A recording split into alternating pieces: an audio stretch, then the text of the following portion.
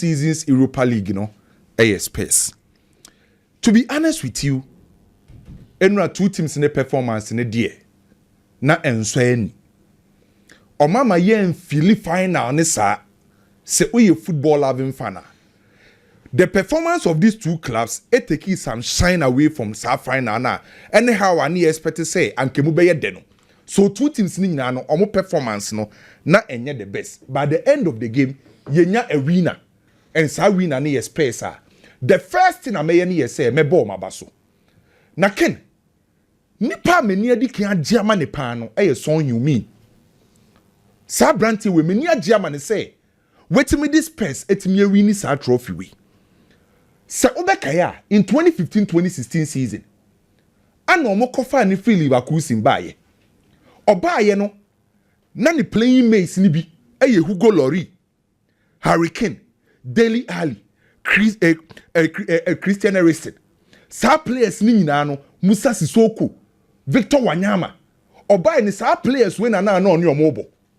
By sa players ni nyina ni Spurs o. Aka branti en nko ana owo Spurs at the time of free Liverpool simba Spurs no.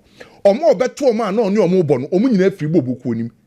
Na nipa ba akwa aka no Harry Kane. Onu susu mpokura se free boboku onim ko baya. Enti na obi anim say abranti friend say Son Heung-min no anhwe ye mpokura na odi ni dwumadie ni football ni nyina beba ye was Spurs no ontimi inform nji kruwa. By 10 solid good seasons ni abranti netimi age the first trophy with Spurs. I believe o deserve sa credit no. E go to a time na odina ne na so pay ya no woni pick no. Teams akese diska kese ba Son Heung-min ho. But ka se onko opese of fight no this Spurs age trophy. So after 10 good seasons abranti netimi the Spurs age trophy. I believe before so be free Spurs no ye ka Spurs greatest players o maba untimi nyi Son Heung-min film trophy no oje ne personally many jimane because time or buy players are no mu si akan from Hugo Lloris ekosi Victor Wanyama obi ayira akon no nko an wetin dey o magisa trophy we very important trophy for this guy do otoso mienu Postecoglou omo head coach no many age dey amano because season way a lot of criticisms nkofo criticizing nkofo dinatem because no man koye no kre se no man koye nkofo be criticize o nkofo be di watem na mum se wo check the situation of Spurs na enye that easy se o key players majority of key players ni nyina no because of injuries na untimi nyomo a definitely team na hoden na obese o expect so obenya no unya na olusu matches na nkofo di papa natem by papa ne ka say ne second year bia no otimi gi kuruwa ento wogidie say at the end of the season no or the Spurs abeji kuruwa and enu otimi yes ade no yeko enu a game nim no welusu the most creative player in the shape of James Maddison na wepra player na or form Edema Spurs Kulusevski welusu no ne captain ananko bi enim so betima sha ase Son Heung-min enu a wan sha ase enti se wo check situation na Postecoglou rom abro ko Manchester United na enye easy but try say obe stay in the game obe manage game no and wetimi awini ade ba ko about Postecoglou ye second oye sa tintini for ni bi okay o ne Chelsea odi record bebreba na obo 9 against 11 sa numerical disadvantage after the game na some trophy bi say ade ne to de bi a on sesa won sa no na wontimi adapt to the game situation Postecoglou ka say ono no ye coach ba ko a on sesa ne philosophy on sesa ideas style of play on sesa no entienra no obi enim say de enim say Postecoglou be ya na obeye obebie game nim obebo ne high line obe try so oba attack on sesa ne nsa no be nra ye hu a different Postecoglou o make sure so oba adapted to the squad players omo available oba adapted to the game situation onim say ontimi Manchester United pen situation any players omo available no ontimi mbo ne normal football so ade wo so ye ne say onja ball ne mfama Manchester United non try say obe stay into the game no prevent Manchester United for say omuntimi show omu goals omo ye so for the first time ye hu say Postecoglou act as a pragmatic coach okose okope results wan kose okope bo a efe entenu asa wo check in the lineup obo 3 solid midfielders obo Benteke obo Bissouma and obo Papisa sa 3 players no omo ye combative very aggressive and physically omo very strong sa 3 midfielders no omo try say ombe cover yards ombe cover pitch ni so bebre and without Son Heung-min say on chassis no or use two industrious wingers or use Richarlison or use Johnson sa two wingers no me a very industrious workaholic I won't bet my drop deep abebo mu fullbacks no so enra ye hu space na omobo as a transitional team not as a team of beautiful football so for once ye hu Postecoglou or game ma on you so on one style of play boy yeah pragmatic say me de me star na tonchen me compare resource mean to me ko biem me ko ba attacking football by me kwa transitional game ma me defend it me containing Manchester United na me take you on the break and even in the second half Manchester United eba game nim kese Manchester United e dey pressure T space no where the substitution na Postecoglou ye Oyi Johnson frimu and osade a center back in a shape of danso ebeka Christian Romero and Van de Ven and about 3 center backs and San and 2 full backs no so second half no about 5 defenders with 4 midfielders and a 1 top I all try say obey defend because at that time pressure was so Manchester United is sending in the crosses and they also protected and lead no so Enra Postecoglou acted as a pragmatic coach you bought 90 minutes in way about 35% of ball possession attempt on target onya just 1 big chance onya 1 by the end of the 90 minutes ono anwaji trophy no history ever remember Spurs say waji trophy omo nkai Manchester United o winning possession. That's the reason why Adebia say football no say ko final game yen kobo ball ye koje enu Manchester kobo ball no and Spurs koje ye so papa friend say Postecoglou for once enra o change in the style of play and no try say obe win final na dia momo kwego obi omo share fichiri go na tom o han na beka sa de no the next 2-3 years obi anka kwan omo fa so share go ya beka say Spurs agi trophy every Manchester United ho san ye bo final by Ken Manchester United here Amorim blame no ngofo fire na omu deserve because one coach be taking risk se we taking risk na e farmer wa obi abebo abaso enra risk na Amorim taking ye no se farmer na anka na yebebo na abaso se we your coach na taking risk na amfa ye be criticize o the first thing I me notice here was Manchester United lineup me hu na ye me wan kakra because se what take Amorima enra ne midfield no na abrante fense Bruno Fernandes Casemiro na Messi Mount mu anim okwa ko face a team only a creator na James Maddison ni ho okwa face a team na midfield no enya total dominance and control because Bissouma Bentancur na Papisa omo ye destroyers and omo ye distributors omo nye controllers and Manchester United midfielders no omo ntimi nya o total control no. Enti ade na me expect Manchester United in their lineup ni say Manchester ko share Spurs midfield we dia adai ana ugata anshase because obi te say Casemiro onyes oni sa physical pick na enim Casemiro no Messi Mount soft Bruno enye obi a physically owosoro enti say Manchester United kwa face a team and midfielders no aggression omo very combative the physical aspect of the game so ko check 2 teams ni na no the physical index enu a game na Spurs physical index no wasoro ese Manchester United so in finfi on me busa me won say Manchester nya total control dia aden when you so gate close around Casemiro not as Manchester United any obi a physically o de be sa de be ma that was the first question me busa me ho then again the role of Bruno Fernandes this season wa bebre na mum final games no na ye take risk you make sure say obetime opposition players now baby on be comfortable be bring the best out of them so the lineup of Manchester United na me wan kakra na questions wo ho by no the fancy wo de to so mienu Amorim entimi adapt to the situation of the game said ye Postecoglou ye no Amorim star na o de chance ye no eno na o de chance o de wie because our Manchester United ball na almost take it to their plan from minute 1 equal see the 98th minute backwards sideways slow yenye crosses Harry Maguire akwa kujina nim ho sana na omo na onim see a ball na almost 90 minutes na still Manchester United use 5 defenders abra oda for meka baako enti Amorim go to a time and na obehia goals e de ateneka no e was utimi adapt to the situation of the game want me adapt sade no affect Manchester so say ye ka omo ma Manchester United anje final na untimi ni Amorim fan free o then the players themselves because players no no omamba party na say one hwe pa oh show be to say look sure enu no sheki sa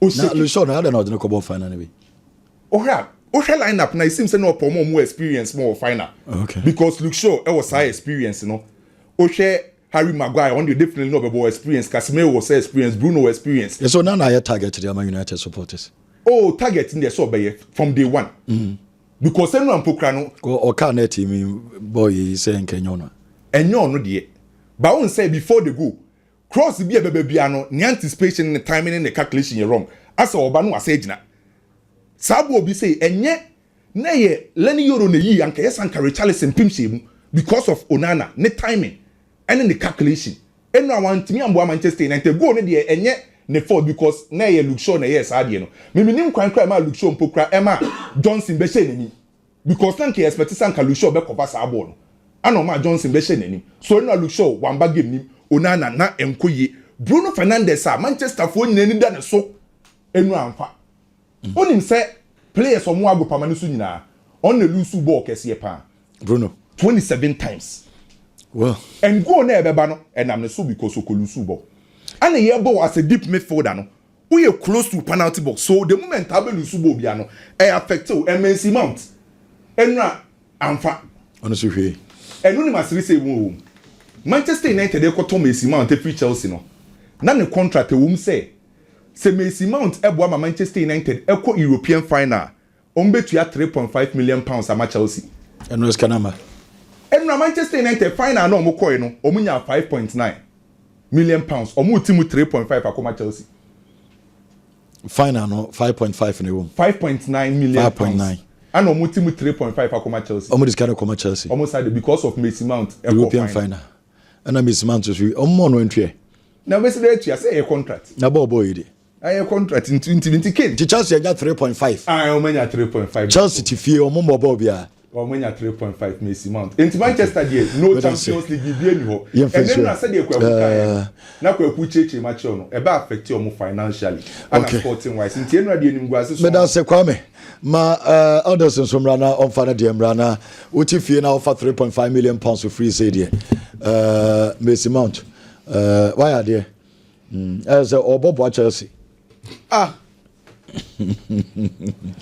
Ken meda se say Chelsea there was say obomo mo ye Chelsea contract na baso omo ye sa for Eden Hazard giant nephew kra na Chelsea gusu didi no on say no na Madrid for no kwaje we need a final won jere and almost is we say final Europe and all from into onya 5.9 and run adro what you say na ya team 3.5 for comedy say a European final on ka say giants and na me say boy yam mo Chelsea for mo ye Chelsea contract number so I think say they are doing very well. They are doing very well. She said United for almost 300 million. I can't go on. Players are more amortize or transfers. And yeah, iso. See, Papa na so beton allow turn your beton. Me no conversations be briable. Na meka kakra bi about Man U de no. Na ma beka Madrid de kakra because Madrid be nya to midfielder because Modric say we onto asubio Modric hadwen nti e wodi nti a Madrid say obeto Galactico for invited you know flow invited say Enzo so opia per se ye fan of Madrid see Enzo is doing campaign let me what dey my main for here my main cast am sure say adena Enzo no deliberate interviews now you know Enzo Fernandez no he is telling Madrid to say I am available. Obi a obo ball England, more ball. El Spain that. River Plate, Benfica, Chelsea. Be interviewer, o say English Premiership ni more transitional. Na Spanish La Liga no dey a more tactics and intelligence. Say intelligence. Indirectly you are saying say in the Spanish La Liga intelligence no dey ball more. But England dey transition away G ball and grrr waba. Say how was Sankura to me bo. The answer is team America. The answer is America too. But in Spain you need intelligence to play. Why is he describing the Spanish La Liga as such? Owie wan si wa o say over the Argentina national team camper. Omo game wa. Team offer pie Real Madrid. Who bought Chelsea on pay Chelsea also you Madrid. You see, this guy is speaking indirectly to Real Madrid. First of all, understand say Argentina for no don't do, in fact Argentina dey omaka Spanish kasa. Into omo brochire Spain wo. Argentina average Argentina player bia person ko bobo with Spain. And the boys do na bo Atletico Madrid. Omo ni din komo. Into he knows well say okowa or you more settled. See, Obaye no interview no say the first 6 months na physically on to me because premiership no we cannot do so do. So you have to work. So baby a ye dey adwene. So baby a enya fe na won dey be ye dey nyansa na ebo. Oh, we can nyansa dia.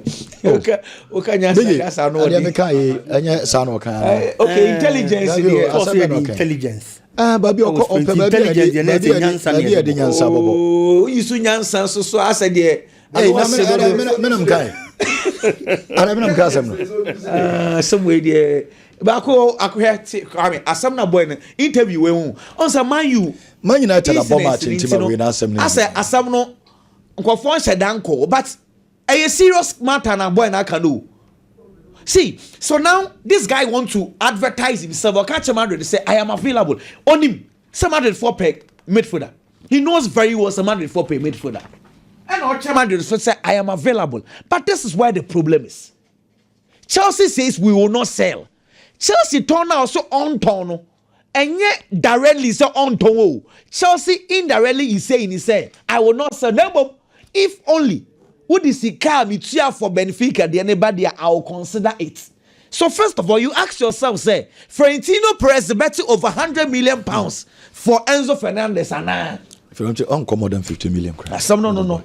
It's clearly, Pena or Madrid, Madrid cannot pay. Madrid cannot pay. They say, look, Madrid is leaving Real Madrid. Madrid would have to sign a midfielder. Now, this is where the conversation of Flower invades the Bim. Jabi Alonso, I sound down my boy and say, space for her. So Madrid bought 3-man midfielder, Fede Valverde number 6, Jude Bellingham number 8, Flower invades number 10. Acquiring the horse is here, boy, no. Acquire the one from Flower invades. So Madrid corner there. We are going to push Jude Bellingham as number 8. Now, Flower invades over fan number 10. What they are only problem here. It is say the Flower invades factor no. I feel never be sorry because every year of July, look Madrid to say. No so crown. I think say it is too much. Or Chedodo. On say we a legend sir since 2012. That's like 13 years. Why you match it?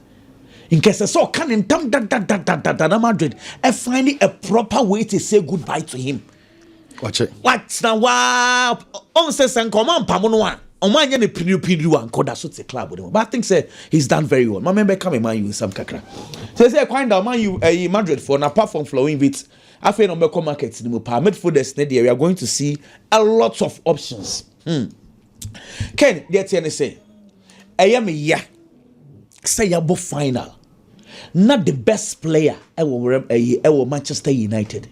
Bruno Fernandes. Na say among for no. Because he lost so many balls in midfield. Ken, Loss.Amorim no.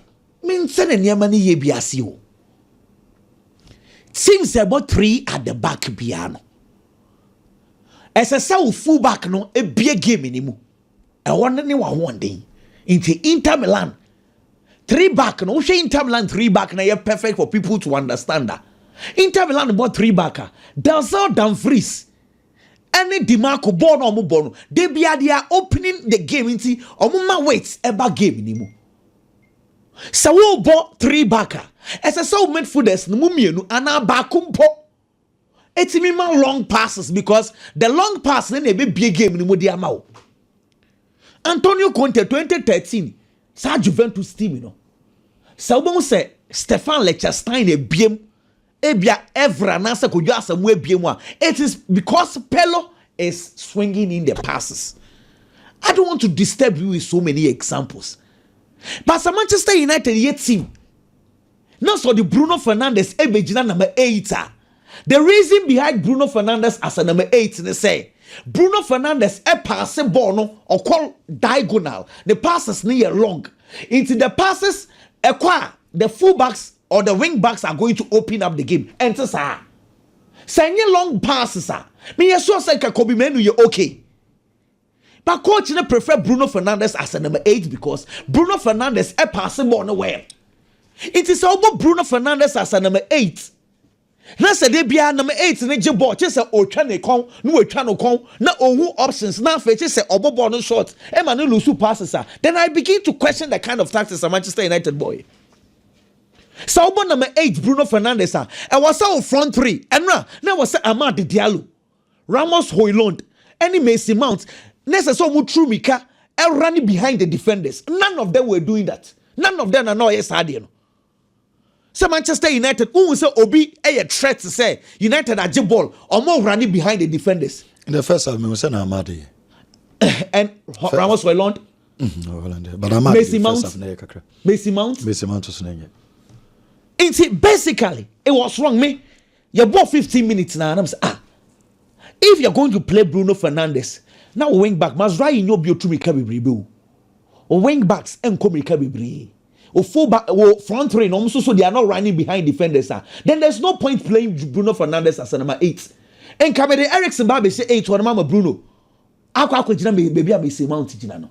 Or in any case, you put Garnacho there. It was wrong basically from the start. Now, you start a game no. 3rd minutes. And now me catch or say Tottenham commit unnecessary fouls. Manchester United should take advantage of that. 3rd minutes, na Christian Romero. Acquire first foul. First foul on a buy. And a look short far ball. Across the ultimate say Tottenham were struggling to defend set pieces. And a ball no call corner. And a Bruno Fernandes score far corner kicking it. And also so ball no. Yet Vicario, he was still struggling. Ball neba or Pia on Timinche ball. First 15 minutes, even 15 minutes, Bruno Fernandes sanso ball corner kick bima. Vicario didn't say Jima never tall. Magu and him na Magu pass the ball ne ma Amad Diallo. Amad Diallo boy. First 15 minutes, I can give you several examples. Anytime na Manchester United where you cross akonko for penalty box in Libya, they were struggling. United could not take advantage of this. Now the man me highly disappointed in the game na me share and say. Yeah, about 75 minutes. Manchester United had that from a goal to 0. Saturday United I had 2 substitutions. Or the Garnacho Ababeyi Mason Mount. Or the Joshua Zirkzee Ababeyi Ramos Højlund. Like for like substitutions. 75 minutes. Aka 15 minutes my yapon. Tottenham for no air attack if you want to go because Tottenham anyone they don't have the pace. Solanke Onimika too. Anna human song onia wondene to say enkane. It's clearly Kofoni ni any sharp attackers be or one ball counter attack be na coach maintaining the 3 back. And the Tottenham realizes said, look, Kofoni is serious that then let me kick in Kevin down so kokem. Na Tottenham call 5-4-1. 5-4-1 no kin samina mi pe gola. Any average coach then necessary. I want to ask this. Ya bo be 80 minutes 1-0. In Kofoni call 5-4-1. Omo ko gu echiri. Onu defend you. We genie attack the film the defender ba. Any other coach, what will you do? You break your back 5. So back 5 as Obi News is here. You bring in attacking plays. Ericsson will hold me creative from the deep. Me who you understand Manchester United the China 85 minutes minimum so about attacking substitutions. Me share Diago Dalot. And then free bench but I'm so okay obey you wine. No what sounds so about you must right like for like. Well. How? Okay. Look, Ken. Amorim. I know, sir, as I say, a man at time. But some of these decisions in there, say, oh, ball game, 90 minutes. Opponents, as a son attacks us from 4-2-3-1, Abayana 5. Would you are still maintaining your 5 at the back. Sam and Yapon game, no. Oh, can I think, say, absolutely wrong. So, say, maybe I'm Manchester United, watch this. This year, Liverpool are catching Manchester United about 2020. If that is not painful enough, United is on the 16th. Next year they will not be playing in Europe. On how lower Manchester United are sinking. But anyway, we can say the more you do this, now more Tottenham Abaso, they have done very well. But again, the last 5 years, London, West Ham are Europa, and our European trophy. Tottenham are European trophy. Arsenal, I'm waiting for them. Next season. Netflix, Arsenal. Yemfa Omudian and Sione and Twas from Frio. Biggie, we team now, say, and you're baby. And our Jai. Oh, David. Me Jai, me Obia when you be or cast with Jai team be I'm funny serious. When you be now so what Jai team. Unjini, Ubia when you be Tunja, no, I don't fall back. Onja Yadabun is over free United of Madrid. And you know, correct. Okay. Now come on, we United ni. Now United for Angas, I don't know Madrid fool. Oh, okay. A lot of them. Do Kwame Sibasa. I didn't say United ni Madrid dear kin. Ken my member Anji post the Kogula Basso. Yes. Me Papa Panabaso in the sense that. And then Van de Ven will be a Monabaso. Ken, that's a poster Kogulu Yasemi Amoking. Adia Akwekoye and Cheno Triniana. And Van de Ven clearance. And a coach in a chair. Oh, there be a new coach in a chair. And they say you coach you. Debbie. When you man Cacanatio. It was a timely intervention. Someone not on it. Not on it away. Send you no dia. Nanka born not on it away. And one say Christian Romero no the man of the match, man. But Van der Ven on any day, Nanka coach to be to me decide this be over bench to use other players. But we decided so no be you see no. Clearly coaching in him do better me aye dia boano. That is why me sha baso born dey free coaching so. He did very well in the sense that Ange Postecoglou chairman and say Ken na ohia trophy no e che coach e friend say Loss.Amorim. Ye mpanyfo wakasa bi yesi se wo sha akola so ye so na odi twam odi abufuo na eba.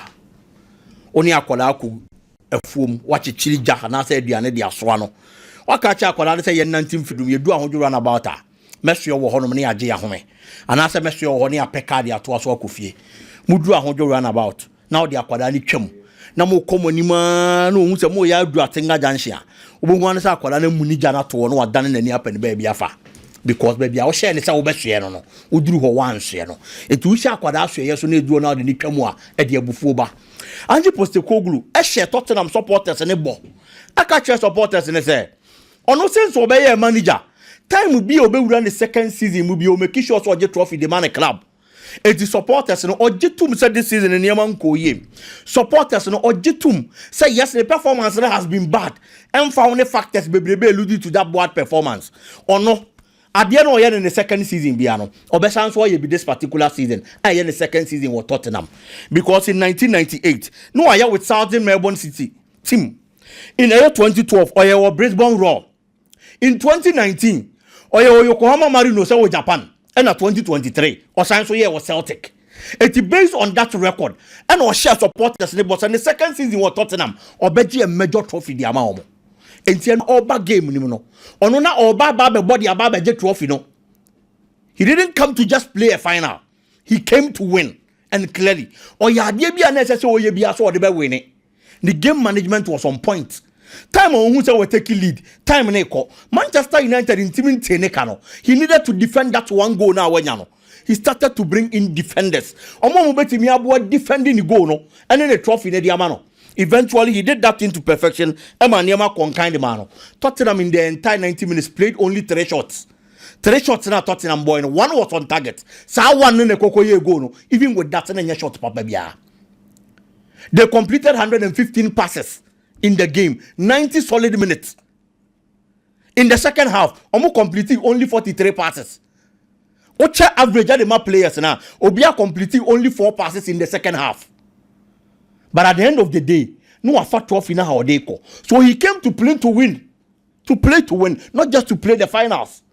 And he was serious about it. And oh yes, I did. Manchester United team no me ni obi amede so bo bono. Say coach e friend say Loss.Amorim. Or no. And at the finals and I said trophy na the chair Tottenham. Can I am saying this because there are certain positions in football more. Yeah, the cooperation you understand the neighbor. Central defense account. Central midfield kaho and attacking wise 9 and 10. In the defense of Manchester United this season, look sure for him for Baby Rem. Ya jitum set 3 back na obo. Eh no cre. But a man tell now do mobile the 3 back system no. We hire Maguire why consistent. E wo hono mo a. The right side of defense. A toda obi ani wonu mumpa. Lindelof amba. Player o using the boy Mazarawi. Ojina hobo. Ema ni ko yie. No the Dalot about the right fullback position and another wing back position. It's a Diago Dalot ye fit. I didn't see that one fan man start the game no. Now fan Mazarawi ngina ho. Aiden Heaven was on the bench this season. Oibeka say Luke Shaw experience. Me jitu me no correct. But Aiden Heaven has been a consistent central defender than Luke Shaw. Luke Shaw Manchester United. How many times in Wabo games this season? How many times in Wabo games? But just because it is a final, it was wrong. Who confirmed one more? Player one Manchester United numbers this season. Hey Bruno Fernandes. Say Europa nimu. Say league nimu. Or goals and numbers they change all the Manchester United attackers. And this season, there are matches at Manchester United abwa. Bruno position clearly. HS Brandt any corner ni mubia or man numbers. Manchester United ni Fulham. This season, Abana Manchester United da form. Now Bruno bought deep as a number 8, a central midfielder. Coach ni changes in the 71st minute. And a Bruno corner him or corner him go boss an auxiliary striker and also behind the lead striker or Koya no Kote Kama Manchester United. Against Everton, a game at Manchester United that form 2-0. Now Bruno boss a central midfielder. Changes by a Bruno corner him. Eventually, Manchester United Kote Kanaba Bebo 2-2. It's your branch and actually say anytime we be a obeko forward, obeko animu, obeko the opponent 18-yard box biano or man numbers. And Kenny was such a player. Now be boy in a final. Me fan man major central midfield because Casemiro Ugarte partnership no. Now no so I shall say I for the mass am team you know. If you are taking out Bruno, who play a lot of numbers this season. Now the Obia Baba be show one. Now was all the Ugarte bahonom. Now Bruno ultimate free the man corner him. Now the two inside forwards now Bono. Ubenya Bruno no one mad behind the lead striker. Coach me and yes no. Or decided to be Macy Mount. That was our position no. Me jitum say Macy Mount free injury but he hasn't been bad. But then again, Abia who you seen because of the final experience. But consistency wise, the performance at the same. And Kakana Ganacho Bermano, ye Manchester United decided to obey romance without penetration. I'm fan for Subia, I'm fan with no. Obe pre bono. Can Biggie, oh pre now what can I say? Or yet romance without penetration. Biggie, or Pia Bono for her no their far on team friendship home. That's just saying. So Kiki Bona or pass police you want team friendship. To romance in the day. And a bona or piano. No penetration. Penetration on team born and penetrated to the goalpost. Ah, okay. But that's it, young friends. But that's it. Why? Biggie. The commercial break up as yeba to us so at the free hall.